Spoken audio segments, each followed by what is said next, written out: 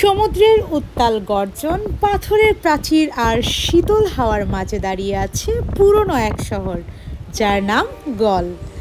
ইতিহাসের গ্রান নিয়ে সমুদ্র দেখার জন্য গলফোর্টের চেয়ে আদর্শ জায়গা আর কি হতে পারে বলুন। তাই শ্রীলঙ্কা ভ্রমণের দ্বিতীয় পর্বটাই আমি শুরু করেছি গল দিয়ে। আসলে গলের চেয়ে দারুণ স্টার্টিং আর কি হতে পারে, আমিও তার স্টার্ট করতে চেয়েছি গল। প্রথম পর্বে আমরা শুনিয়েছি কীভাবে আপনি কলম্বো আসবেন, কিন্তু এরপরে আমার আরও কিছু সিটিতে আমি গিয়েছি, কিন্তু আমার মনে হয়েছে যে আমি গলের বর্ণনাটা সবচেয়ে আগে দিই, কারণ আমার কাছে গলই যে ভালো লেগেছে সবচেয়ে বেশি। সো অনেক কথা না বাড়িয়ে আমরা যাই মূল গল্পে। কিভাবে গলে গেলাম এবং গল কেমন পুরো বিস্তারিত থাকছে এই ভিডিওতে। অবশ্যই ভিডিওতে স্কিপ করবেন না এবং পুরোটা দেখে যাওয়ার চেষ্টা করবেন। So Colombo Petra bus station থেকে 750 রুপির একটা টিকিট কেটে চড়ে বসলাম এসি বাসে। ড্রাইভারের ঠিক পাশের সিটটাই নিয়েছিলাম ইঞ্জিনের পাশে, যাতে করে যাত্রা পথের যে সৌন্দর্য সেটা না মিস হয়। কলম্বো থেকে 119 কিলোমিটার দূরের শহর গল। এই গলের দিকে আসলে যাত্রা দিতেই আমার মনে হচ্ছিল যে একটা রোমাঞ্চকর শহরে পা বাড়ালাম। বাস ছাড়ার ঘন্টা দুয়েক পরেই আসলে নাগরিক কোলাহল ছেড়ে গাঢ় হতে লাগলো আসলে গলের প্রাকৃতিক সৌন্দর্য। আমি আসলে যতই যাচ্ছিলাম ততই মুগ্ধ হচ্ছিলাম। অনেকে এই যাত্রাটা বেছে নেন ট্রেনে, কিন্তু আমি ট্রেন মিস করাতে আমি বাসে গিয়েছি। বাসেও আমার কাছে খারাপ মনে হয়নি, কারণ একেবারে আমি ক্লোজ ছিলাম সমুদ্রের সাথে। সমুদ্রের পাড় ঘেঁষেই কিন্তু রাস্তাগুলো, মেরিন ড্রাইভগুলো ছিল। কিছুটা কক্সবাজার ফিল আসলেও এটা কক্সবাজার থেকে আসলে বহু গুণ বেশি সুন্দর। যাই হোক, রাস্তা এবং সমুদ্রের সৌন্দর্য দেখতে দেখতে আমি কখন যে গলের রাজ্যে চলে আসি আমি নিজেও জানি না। মাত্র 3 ঘন্টার যাত্রা চোখের পলকেই কেটে গিয়েছে এবং আমি দুপুর নাগাদ চলে আসি নান্দনিক শহর গলে।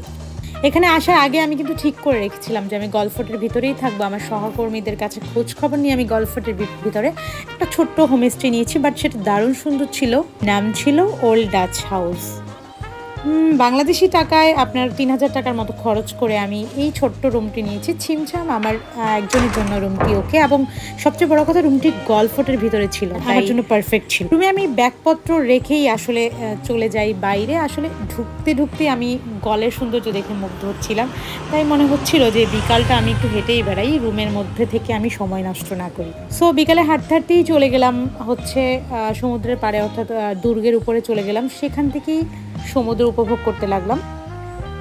আসলে সমুদ্রের পাশে এত বিশাল বিশাল দুর্গ দেখতে দেখতে আমি খানিকটা হারিয়ে গেলাম ইতিহাসে। চলুন ইতিহাস কি বলে গল নিয়ে আমরা একটু সেটাও জেনে আসি।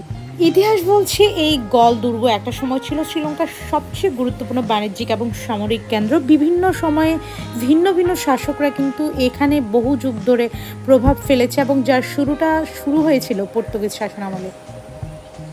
1505 সালে পর্তুগিজ এক নাবিক যার নাম ছিল লরেন্জো ডি আলমেইডা, তিনি সর্বপ্রথম এই উপকূলে এসে পৌঁছান এবং এই দুর্গর, অর্থাৎ এই পুরো যে 97 না কত জানি একর, এই পুরো দুর্গের ভিত্তিপ্রস্তর স্থাপন করেন তিনি। সেখানে আসলে বাণিজ্যিকভাবে এই গলকে প্রতিষ্ঠা করেন।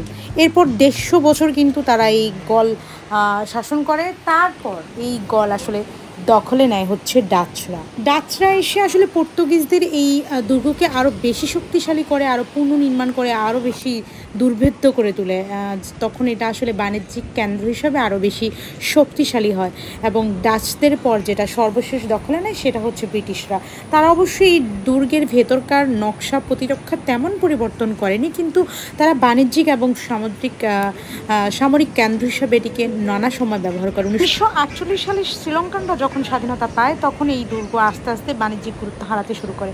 তখন বাণিজ্যিক গুরুত্ব হারালেও ঐতিহাসিক এবং সাংস্কৃতিক গুরুত্ব কিন্তু একটু কমেনি, বরং পর্তুগিজ, ডাচ, ইংলিশদের নির্মাণের ইতিহাসকে এখনও বুকে ধারণ করে ঠায় দাঁড়িয়ে আছে এই গলফোর্ট। যাই হোক, ইতিহাসের কথা ভাবতে ভাবতে চলে গেলাম গলফোর্টের যে লাইট হাউস বিচ ওইখানে। সেখানেই বাচ্চাদের সাথে কিছুক্ষণ দুষ্টামি করলাম। ওরা শ্রীলঙ্কারই মাতারা স্কুলের স্টুডেন্ট, তারা এখানে এসেছে স্টাডি ট্যুরে এবং সেখানে সন্ধ্যা কাটাচ্ছিল। আমিও আসলে ওদের সাথে একটু দুষ্টামি করলাম, হারিয়ে গেলাম স্কুল লাইফে।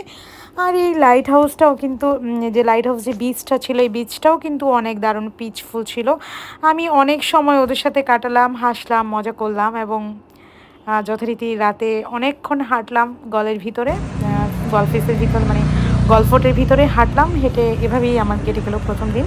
সো পরের দিনও খুব সকালে উঠে গেলাম, একটু ঘুমিয়ে সময় নষ্ট করলাম না। সকালে উঠে দেখতে লাগলাম গলের আসলে ভিতরের আসলে এক প্রান্ত থেকে অনেক অন্য প্রান্তে হাঁটছিলাম একা একা। একটু ক্লান্ত লাগছিল না, বরং আমার কাছে খুব ভালো লাগছিল। সমুদ্রের পাশে হলেও খুব একটা গরমও আসলে ফিল হচ্ছে। এক আসলে অসাধারণ শহর, সুন্দর করে রাস্তাঘাট সাজানো, সেই পুরনো বাড়ি, এই ব্রিটিশরা ডাচরা যা বানিয়ে গিয়েছে তাই কিন্তু আছে। তার উপরে তারা হচ্ছে এটাকে আধুনিকতার ছোঁয়া দিয়ে পর্যটনের একটা কেন্দ্র বানিয়ে তুলেছে। এত সুন্দর করে আসলে প্রত্যেকটা রেস্টুরেন্ট, প্রত্যেকটা স্কুল, এখানে কি নেই আপনি আসলে সব পাবেন। স্কুল কলেজ থেকে শুরু করে মসজিদ, light house, bank, hotel, guest house, আদালত থেকে শুরু করে নান্দনিক ক্যাফেটেরিয়া সব আছে এই গলফ ফোর্টের ভিতরে। আমার তো মনে হয়েছিল আমি মানে কয়েকদিনের জন্যই এখানে হারিয়ে যায়। আরও একটি ব্যাপার হচ্ছে, যারা জ্যামসন জুয়েলারি পছন্দ করেন অর্থাৎ শ্রীলঙ্কার দামি পাথরের মিশ্রণে করা জুয়েলারি পছন্দ করেন, তাদের জন্য কিন্তু এটা স্বর্গ হতে পারে, কারণ এখানে কিন্তু দারুণ দারুণ জুয়েলারি আছে। অবশ্যই সেটা এক্সপেন্সিভ। এখন আমি আছি দুর্গের আসলে মেন গেটটাতে। এই জায়গাটা দিয়ে আসলে প্রবেশ করে এবং এটার বাহিরে থেকে আসলে দেখে মনে হয় না যে ভেতরে কিছু আছে, কিন্তু ভেতরে আসলেই অন্য একটা রাজ্য। যাই হোক, সব মিলে দারুণ কেটেছে আমার গলের এই সময়টা। দেখবেন পাথরে খোদাই করা, এটা হচ্ছে আপনার আমি দুর্গ থেকে এখন বের হচ্ছে, যে বের হওয়ার যে মানে প্রবেশদ্বারটা, সেটা হচ্ছে এই প্রবেশদ্বার। এবং এই প্রবেশদ্বারেও কিন্তু সব পুরোটাই কিন্তু পাথরে খোদাই করা। আর সামনে দেখা যাচ্ছে গল আন্তর্জাতিক স্টেডিয়াম। এখানে কিন্তু বাচ্চারা এই ওয়াচ টাওয়ারের সামনে এসে ভিড় করছে প্রতিদিনই। আমি দেখলাম যে 3 দিন 4 দিন আমি যাইছিলাম, প্রতিদিনই আমি স্টুডেন্টদের দেখলাম যে স্টাডি ট্যুরে গলফ ফোর্টের ভিতরে আসতে। একা একা আসলে আমি হাঁটার মানুষ না, তারপরে আমি অনেক হেঁটেছি, আমার মনে হচ্ছে কোনো ক্লান্তি আসেনি, বিরক্ত আসেনি। গল এমনই একটি সুন্দর জায়গা, আপনি যদি শ্রীলঙ্কা ভ্রমণে আসেন অবশ্যই গলে একবার হলেও আসবেন।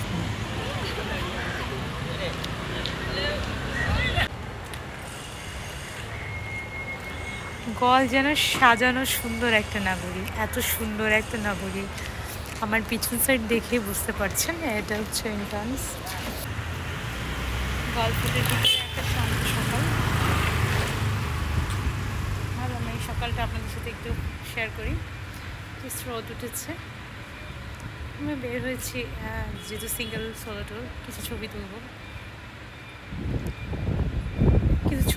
কি দেখতেই ভালো লাগতেছে। আমার মনে হয় এটা আমার ফার্স্ট ট্যুর, যেটাতে আমি দেখেই কাটিয়েছি।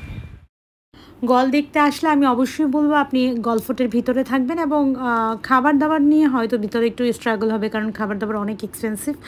আপনি এখানে বাইরে গিয়েও খেতে পারেন, কিংবা হচ্ছে একটা ইন্ডিয়ান রেস্টুরেন্ট আছে ইন্ডিয়ান হাট নামে, সেখানেও আপনি খাবার দাবার খেতে পারেন। তো যাচ্ছি এখন আরেকটা জায়গায়, সেটা হচ্ছে এটাও এই দুর্গের উপরে একদম ওয়াচ টাওয়ারের একদম কাছে থেকে শুরু করে এই পুরোটাই দুর্গ। এখানে আসলে অনেক কিছু আছে, বাংকার থেকে শুরু করে আগের যা যা ছিল সব কিছুই কিন্তু এখন আছে। এবং সামনেই দেখা যাচ্ছে ওয়াচ টাওয়ারটা, পাশেই শ্রীলঙ্কার ন্যাশনাল ফ্ল্যাগ।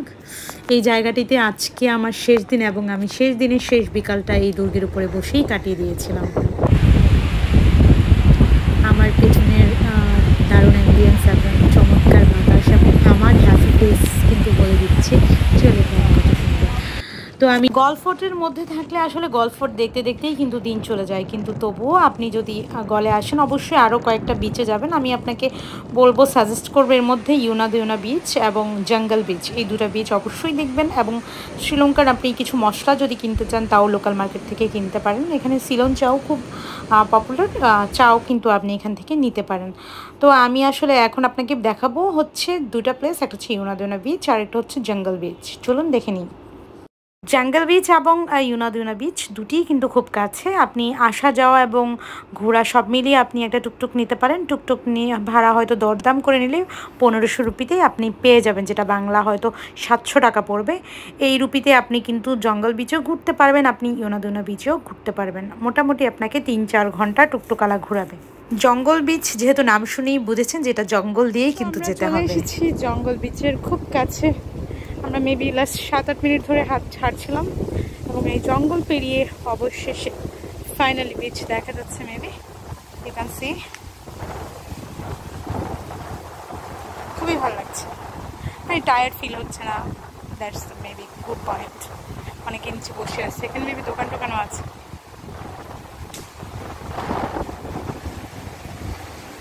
দেখুন আপনারা কত জঙ্গলের মধ্যে পাথর, এবং এই পাথরের মধ্যেই কিন্তু রাস্তা বানিয়ে কি সুন্দর তারা একটা সরু রাস্তা বানিয়ে ফেলেছে। তো এটাই হলো বিখ্যাত জঙ্গল বিচ। এখানে অনেকে আছে, অনেকে বিচ অ্যাক্টিভিটিস করে, এবং সবচেয়ে বড় কথা গোসল করতে চাইলে এটা কিন্তু গোসল করার জায়গা।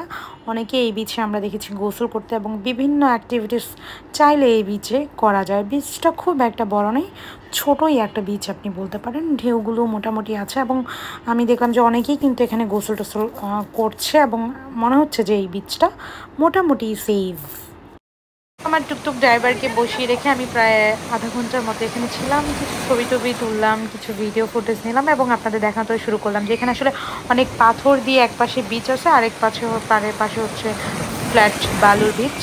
দুটো ফ্লেভারই কিন্তু আপনি এই বিচে আসলে পেতে পারেন। এবং এই বিচের পরে লাস্ট যেটা দেখাবো সেটা হচ্ছে আপনার ইউনাদিনা বিচ। আমরা জঙ্গল বিচ থেকেই 2-3 কিলোমিটার পেরিয়ে, বা আরেকটু বেশি হবে, 3-4 কিলোমিটার পেরিয়ে আমরা চলে গিয়েছিলাম ইউনাদিনা বিচ, এবং সেটাই হচ্ছিল আমাদের আজকের জন্য এবং গলের জন্য ছিল লাস্ট বিচ। সো এই ভিডিওটা দেখার পর চলে যাবো আমরা ইউনাদিনা বিচে। চলুন, আমরা সিএনজিওয়ালাকে নিয়ে চলে গিয়েছিলাম সেই বিচে, এবং সেই বিচের বর্ণনাও আপনাদের দিব, সাথেই থাকুন। এটাই হলো সেই বিচ যেটা নাম ইউনাদিনা বিচ। এটি খুবই বিখ্যাত, এবং এখানে অনেকেই সানবাদ করে, অনেকেই রেস্ট নিচ্ছে, এবং বিচটার বালু দেখলেই বুঝতে পারছেন এটা আসলে সোনালি বালুর মধ্যে অনেক চমৎকার একটি বিচ। আমি এখানে অনেকগুলো ফুটেজ নিয়েছি, বেশ প্রায় 1 ঘন্টার মতো সময় কাটিয়েছি, এবং এটার পরেই আমার আসলে বিচ জার্নি শেষ হচ্ছে।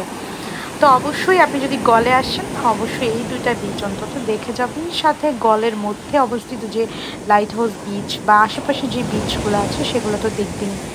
তো এই বিচটিও দারুণ ছিল, অনেকেই গোসল করেছেন, এবং এটিও মোটামুটি সেফ বিচ বলতে পারেন।